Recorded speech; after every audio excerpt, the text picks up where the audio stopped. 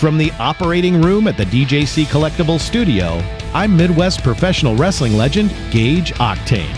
And now, here's a guy who's making scars cool again, Kyle Peterson.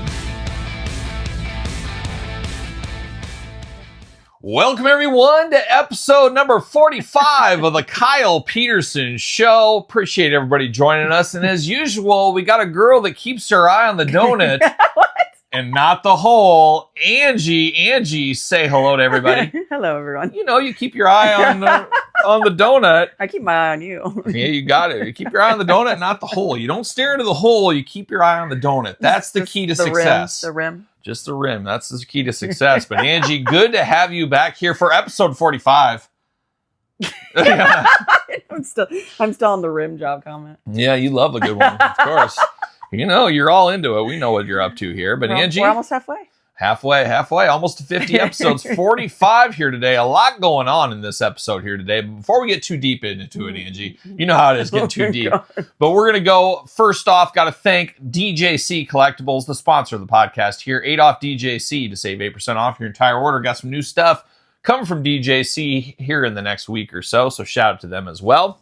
Also, shout out to Patreon members, Angie. We got giveaways this month. And if you're a member of the Patreon, of course, there's 2 giveaways this month. It is Final Boss Rock from the new Street Fighter Mattel Wave. And going deep in the vaults, ringside vault exclusive, shared exclusive at this point here, Brody Lee. So 2 winners on the Patreon this month. Make sure you don't lose his glasses. Yes. That's an amateur move. That is. I wouldn't know anything about that, but but that is the Patreon giveaways. And of course, Patreon, your best way to support the channel. You get early access to this very podcast, but you also get access to both of my YouTube channel videos early. You get all the glamour shots. You get a monthly bonus video.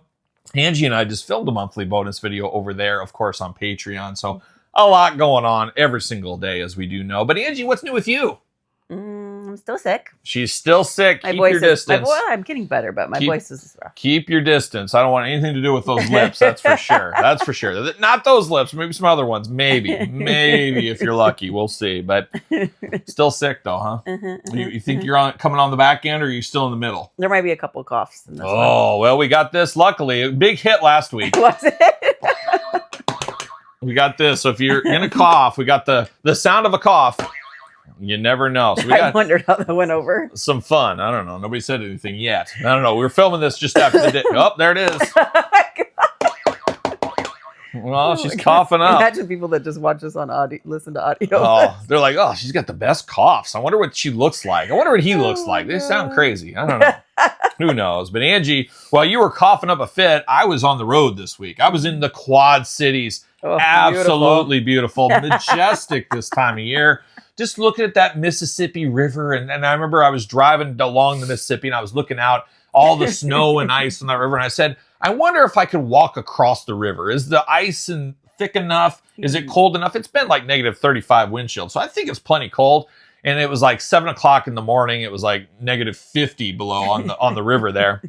And I was thinking to myself, it might be too cold to walk across this river. So I didn't, but I did drive by a good friend of the channel, Seth Rollins. I thought you were going to say I didn't drive on it, drive on it. Yeah, I drove on it. I just turned on, I drove, and I got stuck out in the middle there. But my God. I did drive by the Black and Brave Academy, Seth Rollins Wrestling School. I was right over there, but I had a big meeting I had to present at, and it was a pretty rough meeting, let me tell you. Luckily, I can control some angry people. I can get it back a little bit, but it's always tough when, don't shoot the guy. I'm not the day-to-day guy on the streets down here, but it was all right. It was fine. There were some good friends there. Good friends, but it was a fiasco for sure. But I'm back on the road again this week and the next week. And Angie, you're just going to be looking for somebody else to keep you warm at night around here. Oh, God, I got the dogs. You got those dogs, and they're extra fluffy, of course. But a lot of travel. But unfortunately, I think last week, Angie, we talked about I was very jazzed up, very excited because longtime viewers of the channel know I'm a big fan of Cheap Trick. And the week before, or the month before of December, they were supposed to perform in my local neck of the woods up the road, so I was very excited.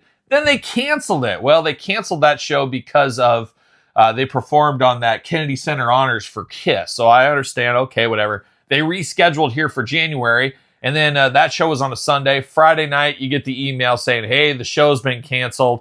They also canceled their Madison, Wisconsin show. They said Madison is being made up in June.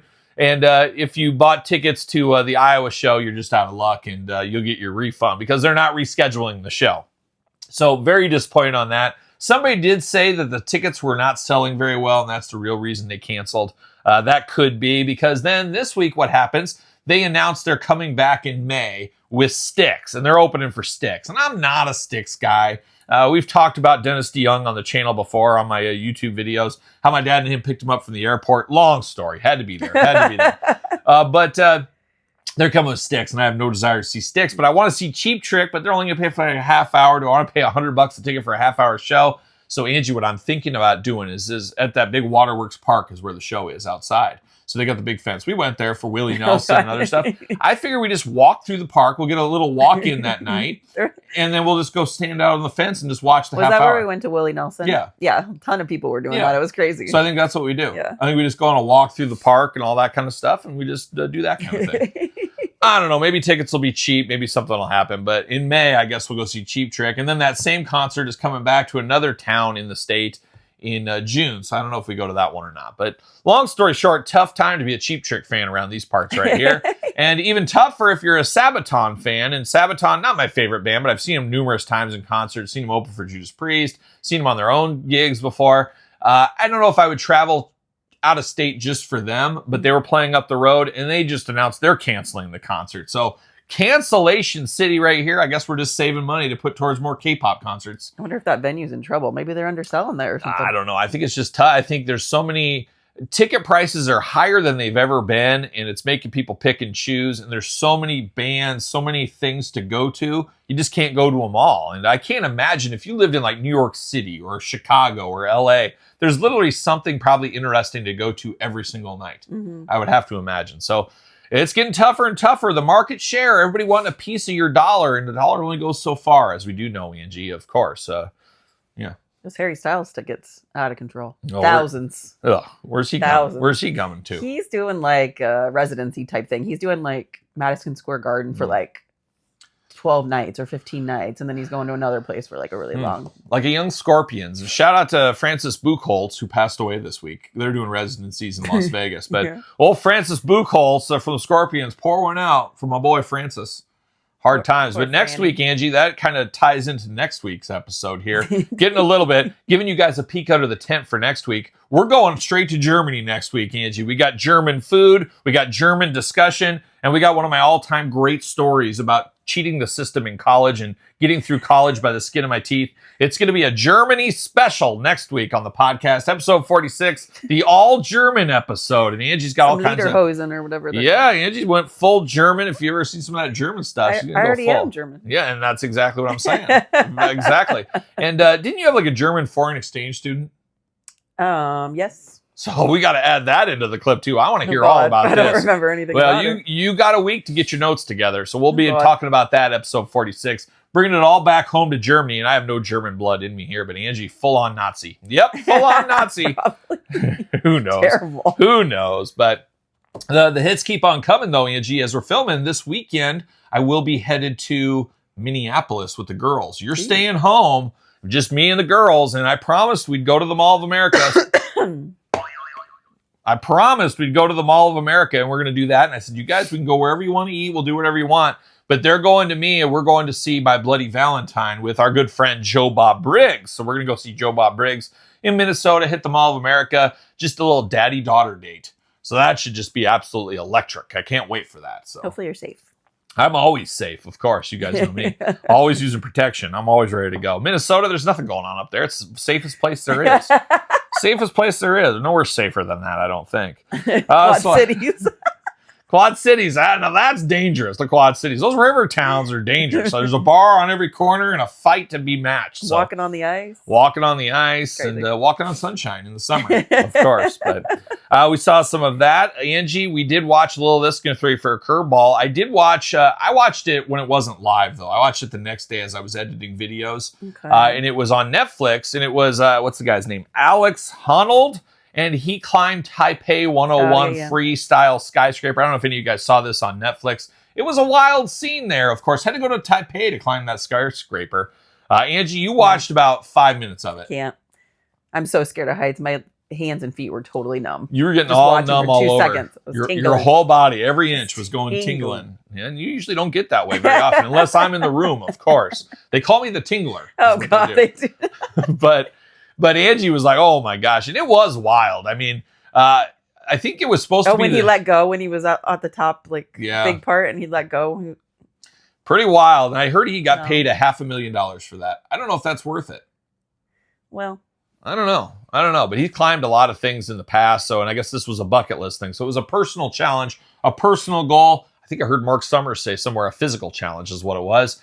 And I want to say, it didn't look that hard, but I mean, it was obviously very hard. But as far as buildings to climb, I've seen a lot of big buildings. This one was like architecturally a pretty good one to climb. It looked like, I mean, there was like groups of windows. So each floor was its own little thing. It wasn't like you were just freestyling up a smooth surface. There was places to grab. So obviously it made it easier for him to do than if he was going to climb just a straight building up.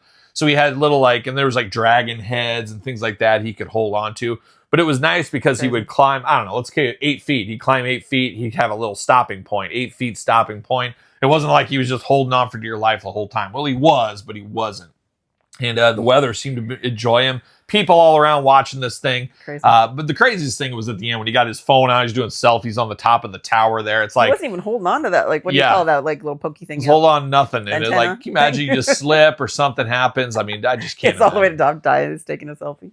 But it was a wild Bro. scene. There's no doubt about it. So I don't think personally I'm planning on doing that anytime I'm soon. not. But I love watching stuff like that. Brings me back to the Evil Knievel stuff. And Evil Knievel was before my time, before Angie's time. But I love watching the documentaries and some of that kind of stuff. Even though you know what was going to happen, it was still cool to see. And this is kind of a live version of that. I always love that kind of daredevil stuff. So shout out to that guy climbing that building. And it was funny that a good friend of the channel, bringing it all full circle here, Seth Rollins was doing the commentary for it. Oh. And I was just in the Quad Cities right up front of his wrestling academy. So from Taipei to Davenport, Iowa, hitting all the stops along the way. And How big was that city? Oh my goodness. Yeah, it was huge. I mean, it's crazy. You know, you think of big cities, it's just crazy how big the world is. You get in your own little bubble, or you get in your United States bubble or your state bubble or whatever, and then there's a whole other world out there in Taipei. You didn't even know about it. Didn't even know what was going on over there. So I would have never guessed. just big buildings to climb over there. That's right. So we all love climbing a big building. Maybe not. And then finally here in a little housekeeping at the beginning, of course, Angie, the Fulci Marathon continues. The last couple of weeks I've been talking the Fulci. Wasn't sure anybody cared, but the worst comments said Fulci forever, Fulci lives. I'm here for the Fulci. So people are here. We're here for the Fulci, Angie. And Angie is yet to watch any Fulci, right? Nothing. A little. Like, I watched that one a little bit, the duckling one. Oh, yeah. 2 seconds. Yeah, it was freaking me out. 2 seconds. The kid, how she was like trying to be like sexual with the little kid. That was awesome. Freaking me out. That was every boy's dream. So it's worth checking out. So maybe we can get Angie to watch one of these, but we're running into like not the best movies anymore. So like the best is kind of past me in my watching. So I don't know if Angie's going to enjoy some of these. But this week... Those were the good ones. Oh, you stop. But this week, I was very busy. I was traveling, all that kind of stuff. So I only got 2 movies watched this week. I did watch, and it was like the tale of 2 movies is really what it was. The first one I watched was Manhattan Baby is the title of it. And it was pretty darn brutal. I got to say, it's probably the worst Fulci movie I've seen so far. Basically, long story short, there's like an archaeologist. They're over there in the pyramids, and like the pyramid curse comes to him, comes home, curses the daughter. It's like psychological thriller. I mean, there is a few things here and there, but man, it was a slow burn. But it was nice to see good friend of the channel, Bob, back in that. Of course, Bob from the Cemetery Gates movie, we talked about that last week, I think. Bob upped into this one. So I was cool to see Bob, our favorite little kid, with the voiceover dubbing. Oh, God. Yeah. And I didn't realize that he was overdubbed by a female, like an old lady or something. Very strange. But anyways, Bob was in that movie. But Manhattan Baby was absolutely brutal. It was a terrible movie, in all honesty. I didn't enjoy it at all. I was like, man, this is rough. And like I said, I've watched all the heavy hitter movies. I'm getting to some of the ancillary stuff. It might get a little bit rough. So I'm going to continue the Fulci train this week, but I might only get 1 or 2 movies done this week if I'm lucky. We'll see what happens there. The other one I watched was a movie called Enigma. And Angie, this is your favorite.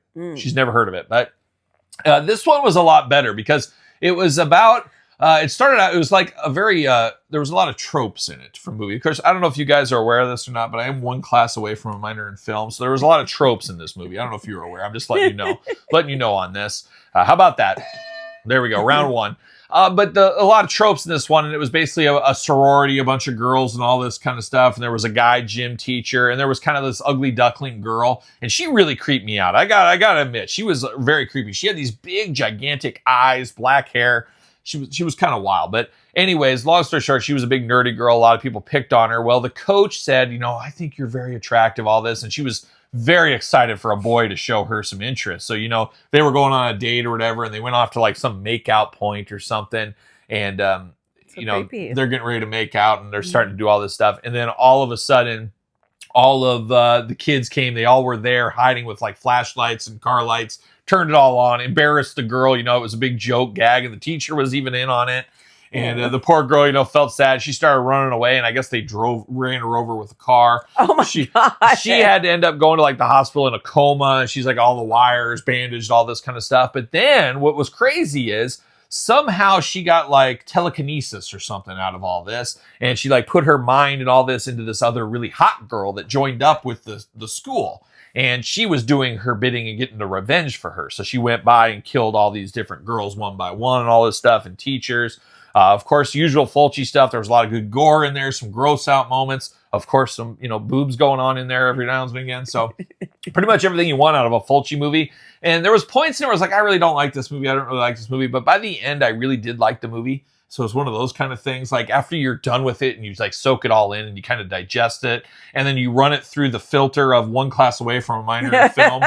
And it actually was pretty good. And I liked at the end, not to give a spoiler, but her mom, like one of the reasons this girl was made fun of was because her mom was like the school janitor. And that's always tough because if your parents were a janitor, like I know my dad was the janitor at my school. He wasn't. But if he would have been, I'm sure people are like, oh, there's Kyle's dad. And whoops, there goes my plate on the floor. Oh, Kyle's dad, come get this. I'm sure that's what would have happened. That's what kids would do and stuff. So, and they made fun of this like cleaning lady. Well, anyways, at the end of the movie, not to give too much spoiler, but a little spoiler, but the cleaning lady realized what was going on. She figured out it was her daughter and stuff, and she basically knew that her daughter was doing wrong here, so she killed her daughter.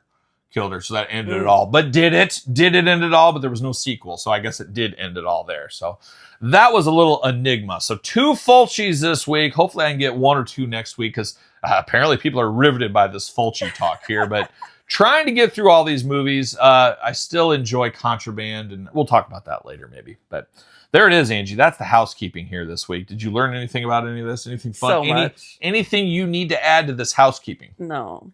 Nothing? Nothing. Okay, well, then Angie, you know what's next? We hit the button next. That's what we do. But nope, Angie, it's time to go a little bit deeper. It's time for a deeper dive.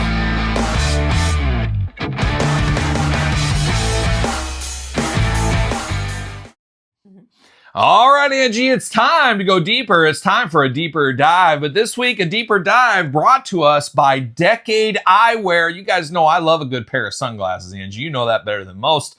And they did send a little present over here. I got a little bit of 1950s Milton is what this one's called. 1950s shades. I enjoy the blue hue. You're not sold on them? No, they're cute. They're cute, of course. And, well, you show me how cute later, I guess. But Decade Eyewear picked these ones up. They have all kinds of different styles. They got 50s, 60s, 70s styles, girl styles, boy styles, you name it. I got a little QR code. It'll be on the screen. Scan it. I'll also put a link in the comments down below, of course, or in the description. Let me try those on. But, Angie, guess what? What? If you sign up, you scan that QR code, you put your email in, you get $10. Yes, $10. So you can get $10 off a pair of shades. And it is going to be summer's time before you know it. And I'm probably going to pick up another pair here sooner rather than later. But you got to go over to Decade Eyewear, scan the QR code. And like I said, put your email in, get $10 off. Got to get a deal out there. But Angie, we're talking about a little bit deeper dive this week. And this is an interesting topic that everybody can relate to. We're going to talk about quitting. Of course, nobody likes a quitter, right? Nobody likes a quitter. And I think, though, at the end of the day, we've all quit something. We've all quit many things because you just stopped doing it. Maybe you quit going to the gym like me. I had to quit. I hurt my back, and I've yet to go back. But you'd think Kyle would go to the doctor. But nah, I ain't going to the doctor. I'm just going to be in pain my whole life is what I'm going to do. But one day I'll go to the doctor. But I used to lift every single day. had to quit because of my back. So hopefully one of these days I get back in the saddle there. But we've all quit because of things, and maybe you age out. Like for me, I played baseball from Little League through high school, eventually quit. I got injured, my elbow, and then I started working, so I ended up quitting. I mean, I didn't really want to quit, but you just kind of quit. But then you got things like every kid seems to at one time in their life do karate. You sign up. Did you ever sign up for karate? Mm-mm. Never signed gymnastics. up. Oh, I can't see that. You're too tall for gymnastics. Yeah, I was going to say, you're at 5'10". You got to be like 5 feet tall. So you quit that. You realized pretty quick. Well, because I lived in a small town too. It was like I would have had to travel to keep doing it. So it was like there was more to it. And your parents said, nope, we ain't paying this money. Nope, we're not traveling for you. And right. You could have been the next Mary Lou Retton or Sean Johnson or something. Imagine me on the uneven bars. My feet would scrape the ground. You'd have a hard go at that. There's no way. But I remember as a kid, every kid signed up for karate, and it was like, okay, and it's just, I don't know, karate is just lame. But I signed up for MMA back in the day. I did that for a long time. I mean, it just stuff makes it natural, and like I didn't want to quit, but my job was taking me other places. I didn't have the time because of my career, unfortunately, and obviously you're getting older and all that kind of stuff. So quitting is never fun. But is there any other stuff you quit in your life that you can think of that you started? Piano? You played the boogie woogie piano, I believe, if I'm not mistaken. It's like a lot of instruments. Yeah, you just pick them up and you start. And like me, I play guitar for a long time.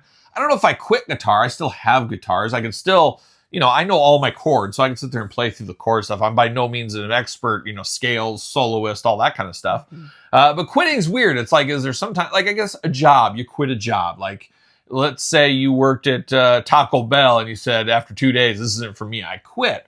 I've never had that. I've never had a job. I started at 14 at a grocery store, worked there for 15 years, went to work for a food brokerage company, then went to work for Kraft, Nabisco, Mondelez, and to where I'm at now. Technically, you quit your job. And that's the thing, you quit, but it's like I quit after 15 years to get a new job that went higher. So I never had one of those times where I'm sure people that are watching this, somebody has, or maybe you have, Angie, where it's like, I don't have a job lined up or whatever, but I'm not a sandwich artist. Subway's just not working out for me. I'm quitting today and I'm leaving. Today I'm done. See you later. Did you ever have a job like that? No. Like detasseling?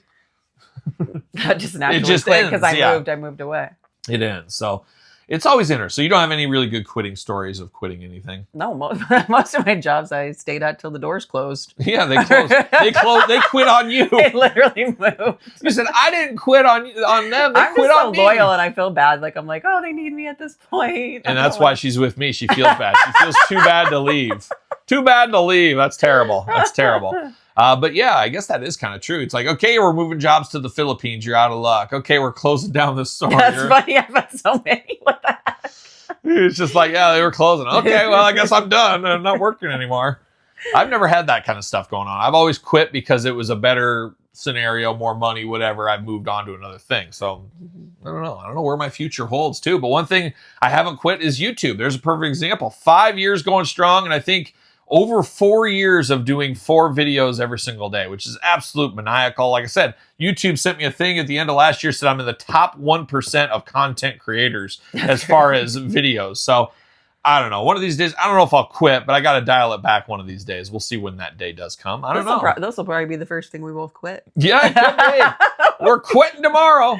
Get to 100, we'll say bye. I mean, we'll see. We'll see what happens. You never know. But if that's your goal, are you really quitting? That's true. It's not quitting. If you're saying we're calling it quits at 100, we went in with that. Yeah. But we're going to go out with a bang. Yeah, we quit at 99. There you go. Just stop at like 97, some weird number or something. But Angie and I are going to go out with a bang. Thank you. We're going to go out with a bang, though, whenever we do it. It's going to be just too hot for TV, that's for sure.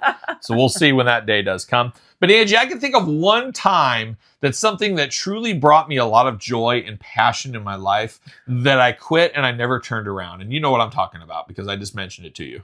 MMA? No. Okay, she doesn't know, but we'll get into it. It'll spike her memory here. Poor Angie. She's got that bottle flu still. She's got that bottle flu. She's got it going on. But Angie, once upon a time, we're going to take it all the way back to, of course, being a little kid, but we're going to take it back to 6th grade, elementary school. You remember your 6th grade teacher? No, she doesn't remember. I do. Miss Farisco. Shout out to Miss Farisco, a real one out there. She was a great teacher. I love Miss Farisco. But we did a entire elementary. So talking like it went, I think kindergartners weren't in there, but 1st grade through 6th grade, they did a tournament of Connect 4. We all remember Connect 4, the game Connect 4. an entire school tournament of this where the winners all went through as a huge thing. It was like a whole day in the gym. They had all these things and they had a huge tournament to crown the school Connect Four champion. And naturally, I took home that crown and beat the whole school. It was a wild thing, but at one time, I was truly a Connect Four master. Now, you do get a lot of cats games in Connect Four, let's be honest. And real good players, you're going to play like 5 or 6 games for somebody to make a mistake. And there is nothing worse than you're putting it in and then you put it in. Oh, I was off a row. And like one simple move can knock you out of Connect Four with a real one. It's like a chess player. Like it's super high level stuff. And there was another guy in my elementary, and he actually was in the same class as me. And we used to have indoor recess when it was cold or rainy. And I'd naturally sit at that Connect Four and just run the table. But this guy's name was Lucas. And he was really good at Connect Four as well. And him and I would go like 10 games in a row, just tie.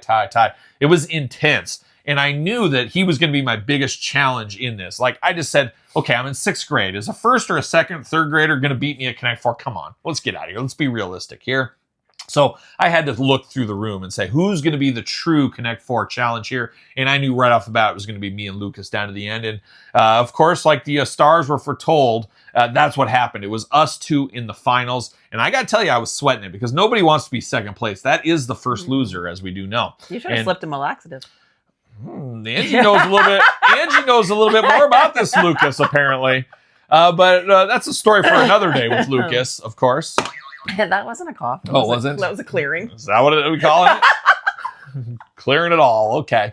But I knew it was going to come down to us, and we had multiple cats games and stuff. And I said, how am I going to win this? And I'm always thinking ahead, always chest moving. And what I did is I started to make conversation with him as we're playing. Distraction. I distracted him, talked to him. I don't remember what we were talking about, but I kept going and going. I was motor mouthing and stuff. And he put it in the wrong one. And I said, yes. And I hit that bad boy and I won the entire school tournament. Like I was the real deal. Not to toot my own horn too much, Angie. I know, of course, you love my horn.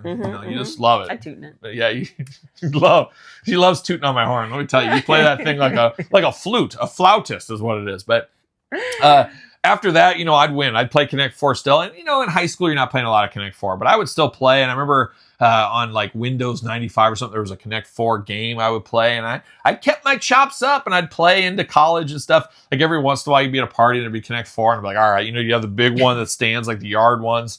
But I was the real deal at Connect Four. And let me tell you, when I started dating Angie, I think it was date 1 or 2, I said, hey, one thing you're going to learn about me is I'm a master at Connect Four. And that's where Angie just immediately you're mine now. And have at it. Do whatever you want. That's what she said. She was just blown away by this Connect Four experience. And she said, well, I'd like to play you once. Let's play in something. So we did. Well, long story short, it wasn't the first segment, but we were in a house somewhere. We got Connect Four. I don't remember how it went. Maybe the kids were even around. Give me those glasses because I was poker facing you right there. That's what I was doing. I don't remember that part of it, But anyways, we get down to this Connect Four game, and I'm just sitting here saying how amazing I'm at Connect Four, and I'm playing all this. And lo and behold, what happens? Angie beat me. Like, I literally hadn't lost a Connect Four game in like 2 decades. I hadn't lost. I was distracting you. Yeah, well, you shouldn't play Connect Four topless. That's against the rules. I don't think you're supposed to be able to do that. But I don't remember how. I think you beat me fair and square. Maybe you did something cheap. You probably did. You probably cheated, now that we think about it. I feel like I didn't, actually. I don't know. But anyways, I remember being so upset about this. And this is how many years ago? This is like 15 years ago. At least. More. Maybe more than that. It could have been 18 years ago. But like, I remember just sitting there in absolute total shock because I literally hadn't lost in decades. And I didn't know you were some poker player in the Connect Four, but it was just like heartbreaking. I was very stunned. And I think I might even like immediately, because of the bottom thing that makes them all come out, you hit that lever. I just immediately hit that lever and walked out. And you tossed the board, tossed the whole table. And I have not played one game of Connect Four since that time, like 15 years ago. I have not played it one time. The kids asked one time. I said, I can't. It's too much. I can't believe I lost. Nothing against you, but I was like, I didn't expect you to be able to beat me. I figured it would just be a quick one and done. And she beat me. And I immediately quit Connect Four. And I never played Connect Four ever again. I've never played. We should play again. Maybe one of these days, episode 100, we'll play live on the podcast. We will have a to the death. We'll figure it out. And then if I win, I get to choose the stipulation. You choose the stipulation. Oh God, We'll find out what's going on in Connect Four there. Maybe that'd be a good episode 50. Who knows? We'll play Strip Connect 4. Oh my, that would be wild. But it was absolutely devastating. I don't want to play it, actually, now that you say that, because I haven't played it in 15 years. I'm sure I'm rusty. I'll probably lose again, and I'll probably throw the board across the room. I'll be so mad. But I remember just being absolutely shocked, and ever since I said, I'm never playing this again, I was like, it just eats away at me. Even today, we brought this up the other day on the couch when we were down there, and I'm still worked up about it. I'm still just, I don't know. I loved Connect 4, and it was something I loved to champion. Like, I won the elementary school Connect 4 title. I never lost. Nobody could ever beat me. And then I lost to you just on a whim on the first game. The first legit game we played. I stripped you of your title. Oh, it just makes me mad. But that's like the biggest thing I've ever quit, like as far as that goes. Other stuff takes its natural progression. You can't, be doing the same thing forever. But I did quit Connect 4 to never return. And I guess by chance, you also quit, because I don't think you've played since either, have you? I think I played with the kids when they were little. Oh, yeah, you and the kids probably played. And you would just beat them and say, in your face, Emma, you're 2 years old. You put it in the wrong one. No, I just let them beat me. You let them win? Oh, that's even worse. That's even worse. But and then I beat you in basketball, too. Now, that's a whole different story. Are you talking about the time with Carzoli and my dad? That was cheap. You guys cheated, actually. You did cheat, because you're supposed to. Carzoli didn't inbound, or like you had to you get it, you throw it to Carzoli, he throws it back, then you go. He didn't do that. So then that play didn't count. So long story. So we were tied at that point? Yeah, I think so. Or we were ahead 1. I don't remember. It was a 3. I can't remember what happened on that one. We should get my dad here. My dad would be there. And then we found out that my dad was gravely ill at the time too. He was just feeling weird, and he was on his deathbed. He shouldn't even have been playing. He could have died. He was really ill, and that was part of the problem. But that's a long story. Sounds like a bunch of excuses. Oh yeah, stop it! Are you kidding me? We'll play. Can you imagine we played it right now? I'd definitely beat you again. We'll see if my back's up to shape that morning. I'm gonna just take it to the hole on you. I'm gonna play prison rules, like my time in Oz. I've told people about my time in Oz penitentiary. But there it is, Angie. That's a little deeper dive. Talking a little bit of quitting, but man, oh man, is that disappointing with that Connect 4. Oh, what do you do? But now it's time for Angie's favorite. It's time to try new foods, because they might taste good. A little bit of this and a little bit of that. A little bit of this and a little bit of that. We gotta try new food, because they might taste good. All right, Angie, it's time to try new foods because they might taste good. And this week it's brought to you by Deutsch Snacking Dough. Of course, use the link in the description. Save. Got to get a deal over there. And Angie loves her Deutsch Snacking Dough. I love it as well. Support the channel. Pick up some dough. And Angie, they got a new flavor. I saw a little birthday cake. A little birthday cake. Are you going to try that out, or are you going to stick to chocolate chip? I was searching the site. She's going to search. So check out Deutsch Snacking Dough. Support the channel, all that fun stuff. But Angie, we got a fun try new foods that I'm going to really enjoy this week. Angie, what do we got? This is probably both our go-to candy bar. Yeah. No? Yeah, so it's in the mix. Little Snickers, extreme. Extreme Snickers. And I like to take things to Lots the extreme. Lots of nuts. Extra nuts. Peanuts, extra normal. Angie, more nuts the better. She gets them deep in there. What's the worst thing is when you get a Hershey's almond and there's 3 almonds in it. Ooh, yeah. I love a Hershey's almond, though. We did, I think, episode 1, we did our top 5 candy bars, I think. So this is Snickers Extreme. How many calories we got in these? 210. Ooh, per one bar. Per one bar. Oh, my gosh. That's a lot. But it's packed with peanuts, extra caramel. Now, I think this is available at Walmart only, maybe. Oh, maybe. I don't know, but we're going to see. It sounds like it's a Snicker on steroids is what this is supposed to be. And there's 2 bars inside here, so one for Angie, one for me. Now, we both do enjoy a Snickers, so I'm sure we'll like this, but will it be better than the regular Snickers? So, almost looks like the fun-size mini Snickers is what it reminds me of. Look at that veining. You love it. How do you feel about veinage? It's good. You like veins? Yeah. You do? Because they got a different taste on your mouth, and or then what? There's lots of nuts inside. It's just playing all the hits for Angie. And it smells like a Snickers, looks like a Snickers. You guys have all had a Snickers, so we're going to see. We should have got a regular Snickers to see how thick it is. I think it's the same thickness as a normal one of these. It's like a king-size Snickers is what it is. So. I might not actually like it because I actually enjoy the nougat, and I'm guessing there's not very much nougat if they put a ton of peanuts and caramel in here. Well, we're going to find out. It might not even have any. The picture doesn't even look like there's any. Well, let's start it off. Let's find out. Okay. Oh, God. A little hard. A little hard.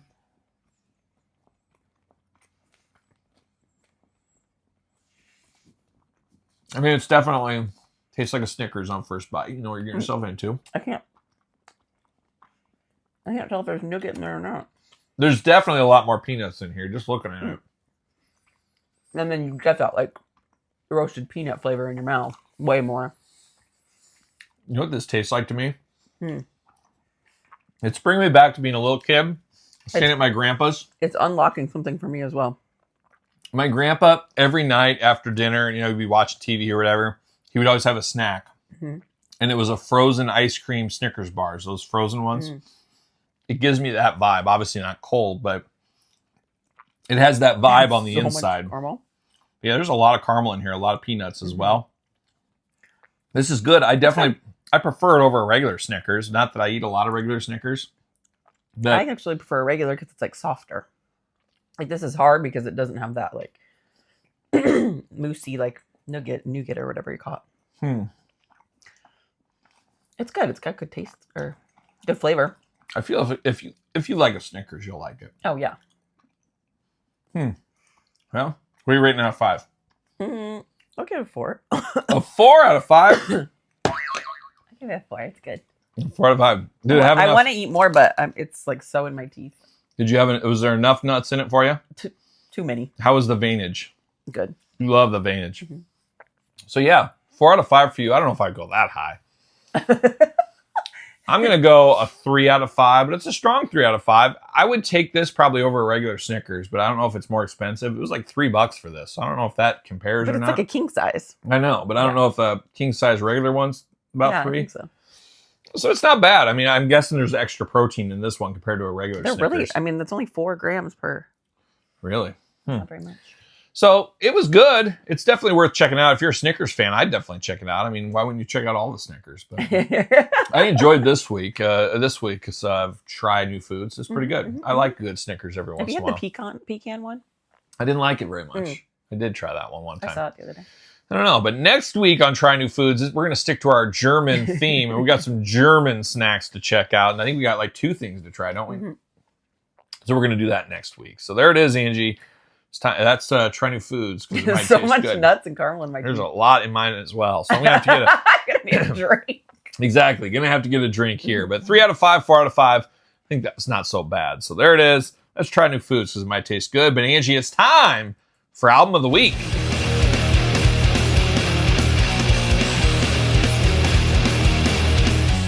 Angie, it's time for Album of the Week. And Angie, you're just going to listen to this one because you didn't listen to this album, did My you? jaw's sore from chewing that Snicker. I haven't seen your jaw You sore got in a a long jaw time. tired.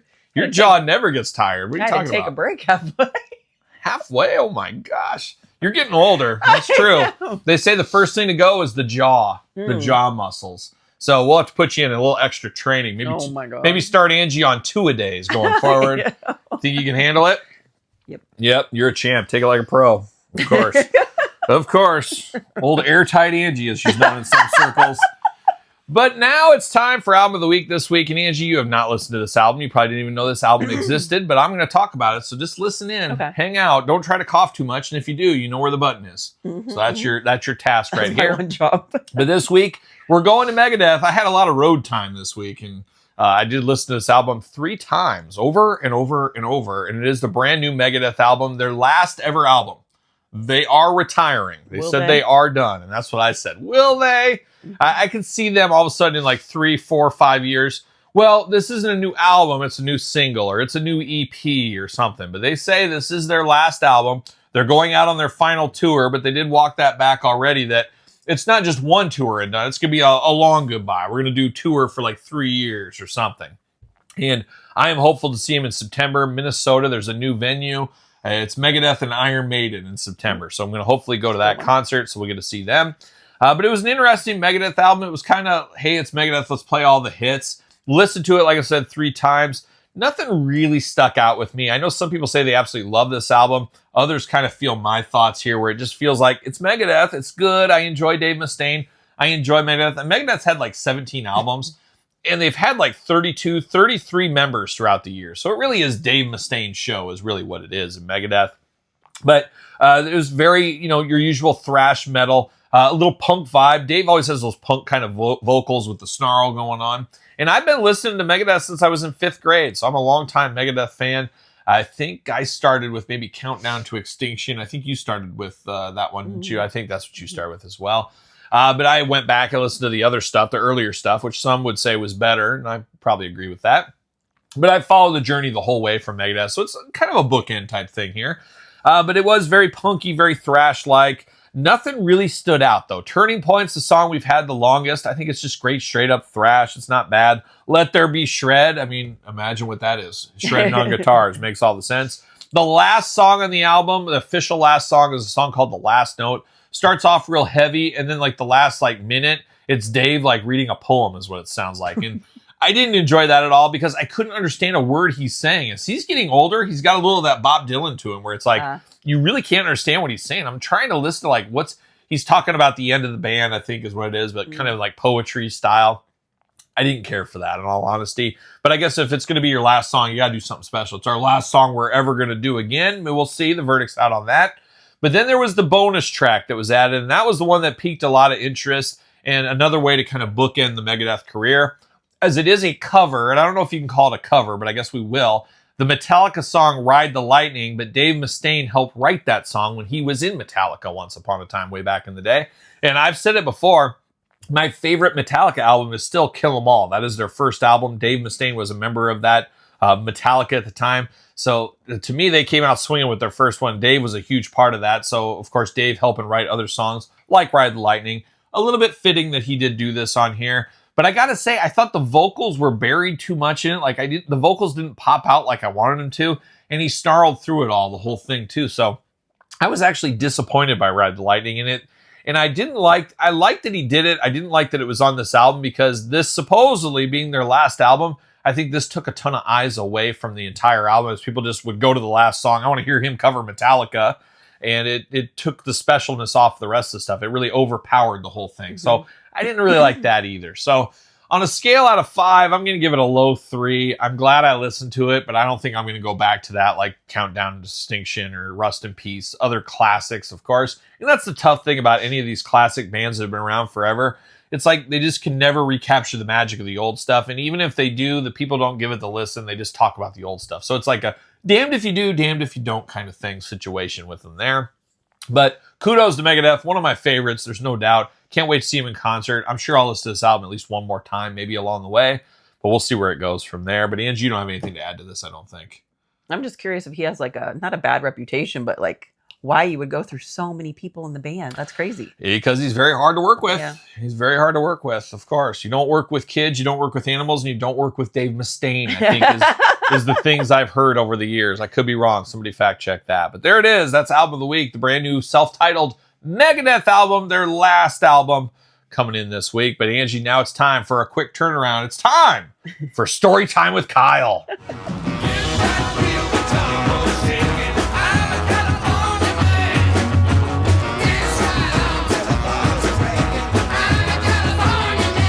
All right, Angie, it's time for Story Time with Kyle. And Angie, you have no idea where I'm going here, do you? Angie says, I don't want to prep. I don't want to know these notes. I'll just go. Just off the cuff. So, Angie, we're going to talk about when you were a little girl. Oh, God. And when you had braces. You remember this? I didn't. On your legs. No. No, okay, no. Angie never had braces. You never had to get braces in your life? No. The dentist never even broached the topic saying you should get braces? No, I have perfect alignment. Perfect alignment. And let me tell you, those teeth are beautiful. Those things work really, really good. Really good. You got just a pretty light scraping. You got pretty just do a light scraping. With light scraping. Nothing crazy. No, too light. Yeah, I don't know. But you got a pretty mouth. There's no doubt about it, Angie. You got a pretty mouth, and it works good. We can see right here. We can see right here. But we're going to talk about braces here today. And like I said, not braces on our legs, but braces on our teeth. And if you guys and gals were like me, you had to have braces. And I got braces for the first time when I was in 2nd grade, Angie. Can you believe that? Young. So young. Like, I didn't even have all my permanent teeth at the point, but my 2 top teeth, and I'm very thankful my parents got me braces because who knows what I'd look like. I don't know if I'd be with you. I don't know if you saw me with my jacked up teeth. I don't know if you'd be a big fan of that, but probably not. But my teeth came in sideways, my front teeth, like it almost looked like 2 vampire fangs. So they came in sideways, and it was just a whole rigmarole fiasco. So my older sisters were like that. They were crazy. So I had to get braces from 2nd grade to 4th grade to get everything kind of in line and all that. So I had that, and then I got them off in 5th grade. I'm like, all right, I'm living the dream. But then I had I think, an overbite. No, it wasn't under. It was an overbite. I had an overbite, all this kind of stuff. So then I had braces from 2nd grade to 5th grade. And then like 6th grade, it was quite the year for me, 6th grade. I got glasses and I got braces that year. So that was great for me. But this is a side story, but I'll never forget the first time I got glasses and I put the glasses on. It was like those videos you see, of course, of like where kids, like there's a deaf kid, like a little kid that's never heard, and he's crying and screaming in the office. And then they turn on the hearing aid for him, and all of a sudden he's like quiet and he like starts smiling and stuff. That was me with glasses the first time I got it. I remember, and I still remember it to this day. I remember where I was when I first tried them on, and I couldn't believe what I could see. It was like, oh my gosh, all this stuff. Like I have terrible vision, and that was probably the start of it. Elle had that moment too. We kind of felt bad that we let it go. There was probably a year she should have had it. It was amazing. I could not believe what I was missing out on in life. So it was a wild thing. So I still remember that. But I had to get braces again in 6th grade. I got it all. And I had rubber bands. I had the whole thing. I had rubber bands in the front, rubber bands in the back. I had that whole thing. And then at night, I had a headgear I had to wear. I had to wear this headgear every single night. Thank God they weren't like, hey, you got to wear this headgear around the clock. Yeah. I just had to wear it to sleep in. Thank God. I can't imagine what would happen if I had to wear that at school. And thank God you've always had clear skin. Can you imagine if you had acne on top of that? Yeah. Oh my God. Hard times. It was unbelievable though. I remember as a kid, like I was pretty popular in elementary, junior high and stuff. I didn't have any problem. I didn't get bullied or anything, but I got to imagine if I had to wear a headgear every day, the tide would have turned somewhere along there. Old West Side KP would be fighting for his life instead of watching people fight for their life. But yeah, it would have been class of 1984 all over again. But thank God I didn't have to. But I wear that headgear, and I had to wear the headgear all the way through high school at night. Like, and I got my braces off, I think it was going into my senior year, the summer before senior year of high school. So like my whole childhood, I had braces. I was like the kid with braces all the time. God. And, I used to get in fights all the time and stuff. And you get punched in the face or something. Those braces cut your mouth in the inside. They always cut your mouth anyways. And you just spit the blood out and you keep on fighting is what you got to do. But man, it sucked. And then I did get my braces out. And then what did I get? A retainer. Oh yeah, you got to wear this retainer all the time. I'm like, so how long do I got to wear this retainer? For the rest of your life. I'm like, are you kidding me? I'm going to wear my retainer for the rest of my life. I think I wore it 6 months and that was done. Yeah, and you should have been wearing it. I should have been wearing it. You got a little gap. I got a little gap here, of course, but yeah, they're looking good. They're looking good. The girls like it though, of course, but I did get a little gap, but everything else is fine. I didn't get my overbite. There it is. I didn't get my overbite back or anything like that, but I powered through these braces. But I'll never forget, you go to this orthodontist, and you don't, I'm speaking a totally foreign language to you, but I used to have to go once a month, and it was right down, I lived on a bike path, and I'd walk, I don't know how long down the bike path, and there was like a little strip mall type thing, and that's where my orthodontist was. So it was real close to our house. It was a nice walk, and I'd have to walk there every once in a while, It's wild. Like, I can't imagine our daughters walking to the orthodontist by themselves. Like, I'm 11 years old, just walking in there, no parents, nothing. They just bring me in. Oh, hey, Kyle. Hey, I'm here. And they tighten you up and all that kind of stuff. And those that have had braces know, you get those things tightened. You can't eat right for like 3 days. It doesn't even feel like your mouth is yours. It's like they're there, but they're so tight and so painful. Oh, I hated it. Too? I don't remember getting headaches, but I remember just like you would chew and it like wouldn't feel like you're chewing. It was just a horrible scene. I hated it. And it was tough. You'd have to power it out for a few days and then, you'd be back to whatever normal. But they would always tell you at the orthodontist, you can't eat corn on the cob. And little kids love corn on the cob. Angie eats corn on the cob the long way. It's wild. It's a wild scene. We should do that this summer. We'll have a special picnic episode. And Angie can show how she doesn't, I eat it like this. I go like a typewriter, old school typewriter. Angie flips it straight up and she just goes straight. And then you did it and it's just crazy. It's bare. No kernels left. Cleans that whole thing in one swoop. It's an amazing talent. I don't know where you learned that at, but God bless you for sure. Maybe that'll be a future video too. But you can't eat corn on the cob, which was sad for little Kyle. But then my grandpa, he never liked corn on the cob. But when he did, he would turn it up like you do. Turn it up long way. He'd get a knife and he'd slide it down and it would like come in strips. Mm-hmm. I loved eating it in those strips too. So that was okay. He taught me that trick and I enjoyed eating it that way as well. But I couldn't eat corn on the cob. You can't eat gum, of course. You can't eat chewing tobacco or whatever, Laffy Taffy and stuff. But no candy. None of that kind of stuff. And then they would say no Jolly Ranchers, Werther's Originals, hard candies and stuff like that. I'm like, at the end of the day, what's a Jolly Rancher going to do? You put it in your mouth, it just disappears. It's not like anything's going to happen. Well, unfortunately, one Sunday, and now this was the worst part of the story. I'm flipping out because it's Sunday. Well, you think the orthodontist is open on the weekends. They're not open on the weekends. And I remember being in my garage, and my dad had like a thing of Jolly Rancher candies or something. So I grabbed like an apple one, because the apples are the real one in the Jolly Rancher game, as we know. So I grabbed an apple, and then I lived on that bike path. There was a big park, baseball fields, all this stuff by my house. So I went down there with some friends and stuff, popped the Jolly Rancher, went down there. And unfortunately for me, I decided, Jolly Ranchers get a little softer at the end, and just out of habit, not thinking, I bit down on it on my bottom back tooth, like one of the molars, is that what they're called, the molar tooth? I bit down on that bad boy, and it ripped my braces out. So your back big teeth had like a wraparound brace. It was like a wrapped around, and the whole thing came out, and it ripped, and it pulled out, and then it ripped all the way. It was like somebody went like that to my braces. So here I am at the park, and I got the braces like hanging down to here. And they're like still connected on the bottom, still connected on half the top, but then it's just hanging down here dangling, the huge wire. I'm like, uh-oh. I'm like, I don't think I can put this back together. I don't know how I could do this. What am I going to do? And I'm thinking, oh my God, it's Sunday. What are we going to do here? And I'm like, my parents are going to kill me, because I don't know what they cost for braces. They always say they're so expensive. Oh, they're so expensive and stuff. So I don't know. I don't know what my dad's insurance situation was at the time and what he was paying for this, but I'm just thinking, oh my gosh, my dad's going to be so mad at me, because they cost a lot of money, and I'm sure they're going to have to pay. And I'm thinking, it cost $100,000 to put these braces on. Now they're going to have to redo them, and it's going to be another $100,000. So I'm sweating it all out there and everything.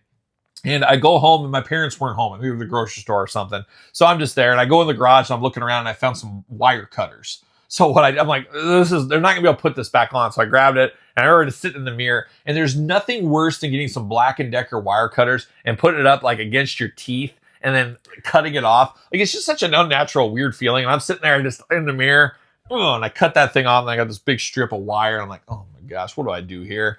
And then I think I sat for like 8 hours with it. Oh, Dad, I forgot to tell you guys, something crazy happened. No, I did that. He came home, and I was like, all right, I'm up. Here's what happened. And my dad didn't even really care. So I think I was all right. But unfortunately, luckily I cut that wire out, but I had to sit for the rest of the day. But then Monday, they got me in there after school, emergency or whatever.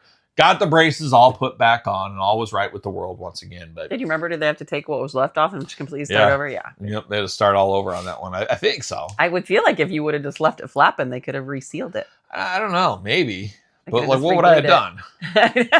What do you do? I was hanging down here all night. But it was a whole... Scratching up your face. And then I remember, many years later... when I finally did get those braces off once and for all, you had like residual, like hard glue, and you had like some spots on your teeth that were really hard.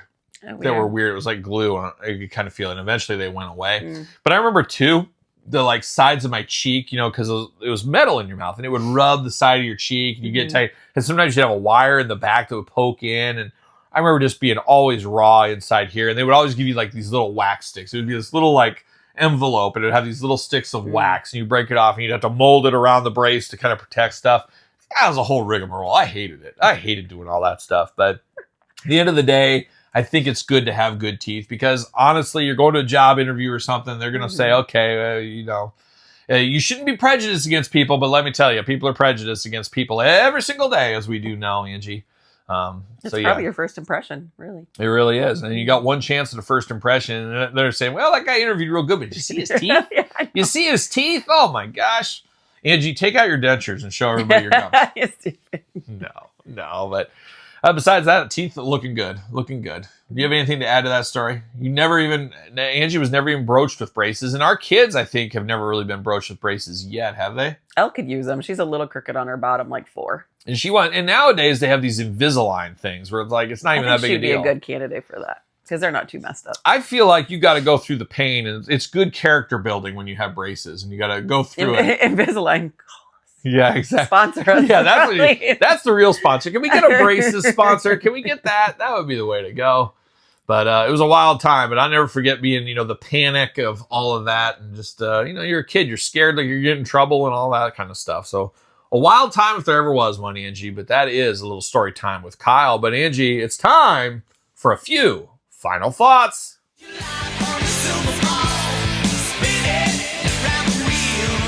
All right, Angie, it's time for a few final thoughts, and we got a little bit of viewer mail this week. And if you want to send a question in for the podcast, be it for me, for Angie, for anything under the sun, send it to the Kyle Peterson Show at gmail.com, and Angie will take quick work of that one there.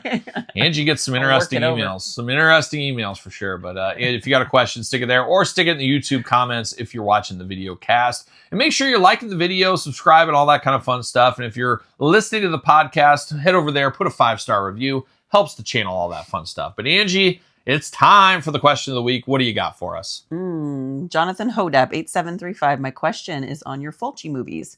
Which one is your favorite so far and why? And which one is horrible and why? Well, I can tell you so far, Manhattan Baby, which we talked about earlier, is the worst. I absolutely hated that movie. It was a tough hour and 28 minutes or whatever it was. Just a tough one. But the favorites, I think I'm already there with the favorites. There it is. Zombie, of course, his most famous movie, I would say. It is Zombie 2 in some areas, Flesh Eaters, depending. But look it up. It's got an amazing scenes in that one there. Of course, there's some good things to look at, 2 good things to look at, and a good scuba diving scene that can't be beat, let me tell you that. There's also the zombie versus shark scene that is very famous where the zombie and shark fight each other. It's a real shark, and I guess the zombie was a shark trainer, of all things. So, and I guess there was a thing where they talked about it where the shark trainer, because this great white was going to like kill him, or mako shark or whatever it was, he fed it like tons and tons and tons of food, like a week's worth of food, so he wouldn't try to eat him because it was a legit deal. So he's fighting the shark. Oh my God. So check that out, of course. And then there's a scene there where the lady gets pinched and she gets a jagged piece of wood from the door and it goes straight through her eyeball. That's an amazing scene. There's a lot of good stuff in that movie. So check out Zombie if you've never seen that. So I absolutely love that movie. And then the other one, I think we talked about this last week, it's Contraband, which isn't even a horror movie. It's more of a mom movie, but it was just, it had a lot of intense scenes that I like. It had all the exploitation type stuff in there I enjoy. And it had the gun battles and all that with a little bit more gore to it, a little horror elements. And then I loved the old guys that got in the band. I talked about that. So Contraband was a sleeper for sure. But there's a lot of good ones. There's a lot of good ones. Is there? Man, yeah. See, and that's the thing. Like, you would watch these movies and you compare it to some like Will Smith movie or something like that. I don't know what you like, but something like that. It's just not the same. And this is obviously from the 70s, 80s. So you got to look at it at a different lens. But I just enjoy that kind of stuff. I just don't like these big budget, and I don't like these big budget like Tom Cruises and Brad Pitts. Like, it makes me not want to watch a movie when they're like, it's not real to me. It's just like, oh, this is formulaic. And, you know, have I mentioned that I'm one class away from a minor in film? And I think that's a lot of it. It's like, it's too formulaic. It's too playing for money. And I get it. It's all follow the money. You got to make money. But, you know, Fulci's like, I got a vision and I want to get my vision out there. Kind of like me in my podcast and videos. Mm-hmm. You know, I could, you know, we could do a lot of different things. I could do one video a week, You're whatever. Like, I don't do it to make money. No, I'm looking to be a lost leader. That's what I want. I want my vision to lose me money at the end of the day. That's what I'm looking for. But you respect the process on stuff like that. It's about the art. It's about the art, and that's what Fulci's given us there. But he shouldn't have done Manhattan Baby. That was a really rough one. Really stupid. It was really bad. I really didn't enjoy that one. And it started off really good because I love like pyramids and ancient Egypt stuff has always creeped me out. Going back to that famous G.I. Joe episode. Archaeologists, you know that. Yes, you That's do. my jam. You do. If you're an archaeologist, you can have her. She would leave me tomorrow. She's hoping to hook up with Josh Put me on Gates, location and Yep. just like let me sweep at a bone for like 2 days straight. I would love Yes. that. You know, you're a bone smuggler for sure, and you'll search a good bone out. There's no doubt about that with you. Although so. I am a bull in a China shop sometimes. So. She is. Too, so that's not good. Yeah, and I remember, and we'll never forget, a bull in a china shop, and she's like, why would a bull, or what was it? Why would a bull be, of course a bull's in a china shop. I'm like, no, a bull, like the animal. Oh my God. Wild time with Angie, of course. There's many a wild times. Too many. No, I thought it was like a physical bowl, Yeah. and you were saying it was like a bowl, and Like I never knew that that's what that meant. But you're like, yeah. I was like, of course a bowl would be in a China shop. Yeah, exactly. Oh, Yum. you're fun. You're fun. All right, next question from Gary Rickelman. Jakks Bone Crunchers. Assuming Ultimate Warrior was your favorite of the Crunchers, leaving him out, what figures were your favorite? I had a big soft spot for White Tights Yokozuna. That's very specific. And the Gold Dust from the Breakdown series has a sweet gold robe with a fuzzy collar and silver and gold face and came with a door with his name on it.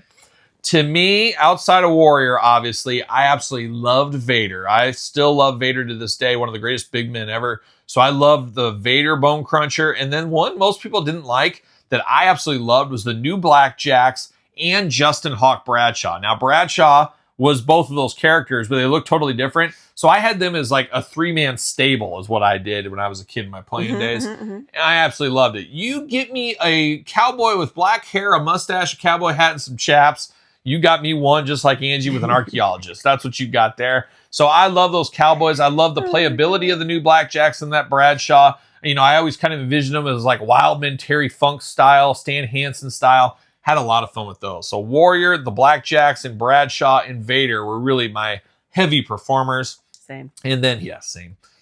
And after really, was it like a Grudge? What was it called? Like some Grudge. I can't think of. Me. Yeah, off the top of my head. But the one that had Austin, Farouk, and that Bradshaw figure I was talking about, that was pretty much where I ended my playing days, unfortunately. I was already like, okay, it became more display than play at that point. So I had to work and stuff. I just didn't have time for playtime. I love playtime. I'm going to play with you later, that's for sure. But that was where I went with that one there. So a lot of good times with the Bone Crunchers. But my main playing days were probably the Hasbro. And I got into LJN with like a 1 or 2 years left, or probably a year left in or whatever. So I was getting a lot of scraps, a lot of stuff out of the magazine. But I did equally play. Like some days I'd be like, okay, I'm playing LJNs. And then an hour later, it's time to move over to Hasbro's. It's a wild time. You know what I'm talking about. You know what I'm talking about. So there it is. That is the double dose of the questions of the week. Once again, you want to be the question of the week, put it in the comments down below or email the KylePetersonShow@gmail.com. Check out the Patreon. You got something? I'm already thinking about what we talked about today, and I can't think. We're going to get there. I can't think of anything. We're going to get there. But, oh my gosh. She's losing her mind over here. Losing her mind. But she's stalling. That's what we call that. But check out the Patreon, of course, your best way to support the channel. And don't forget Deutsch Snacking Dough and Decade Eyewear this week. Got to shout them out as well. And our friends DJC Collectibles. But Angie, before we call it quits, what did we learn today? Megadeth. We learned about Megadeth, Braces. of course. Braces. Oh, that's coming back to me. Snickers. Yep. Why can't I think of what the game's called right now? Oh. Clank Clanks. Clank 4. Connect 4. That's all I got. That's all you got this week? Is there anything else that you want to talk or leave the people with? No, I don't think so. Is there anything? Not really. I think I've said it all. But next week is a special episode, Angie. We're headed to Germany. You got your German stories. We're going to find out about this foreign exchange student and see what happened there. Maybe we could bring her back. Maybe we could find her and maybe conference her in and say, you remember you and Angie? And then didn't you guys have like we'll save it for next week, but you guys had a very erotic German scene. It was little kids. Like you were like 18 or something like that. And there was something, you were telling me something about that. Something went on. And like it was very romantic, and you said how gentle her touch was. Oh my god! No, was I dreaming that? Maybe I'm dreaming. I was like younger than Elle when this happened. Oh, that's wild that you guys were that young. I think I was like 12. You were 12 when that was happening, not 18. No. Holy cow! I don't know if we. I wasn't even 18 in high school. Well, yeah, you graduated and you were like 15 or something like that. They wanted you out. They said, "You just get out of here. You're good. We got your diploma. Just stick it in there." You're smart. There it is. So that is episode number 45 of the Kyle Peterson Show. And Angie, say goodbye in your own special way. Goodbye. You got to think something. You got to have a special sign off that you do every week. You just got to work on it. But you're like, no more hearts. No more hearts. What do you got? Are you going to do anything? Nothing. You got nothing. Okay. Goodbye. Goodbye. I was editor of the school magazine. Yeah!